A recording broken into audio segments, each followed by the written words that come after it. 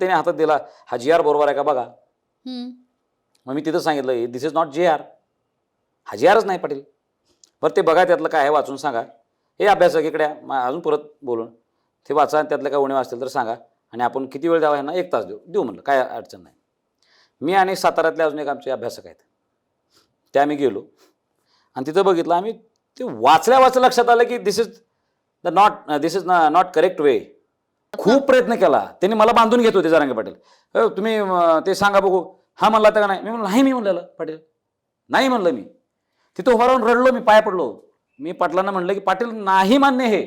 मी तिथं म्हणालो मी तुमचे पाय पडीन, पाटील माझं ऐकणार नाही. आता तुम्ही माझ्या वतीनं सांगा, माझा समाज इथं फार लढायला लागलाय, बोळा समाज आहे, सरकार फसवायला लागलंय. त्या वकील मला माहित नाही आज ही कोण. मी त्यांना म्हणलो तुमचे पाय धरतो. मी त्यांचे बूट धरले, थोडं पुढे घेऊन गेला, नजर दिसली पाटलांना. पाटील म्हणले अरे ह्याला काढा रे बाहेर. मी म्हणलो नाही, माझा मोठा भाऊ आहे, मला बोललं तर चालतंय, माझा समाज हरवू द्यायचा नाही. आपला हा विजय नाही.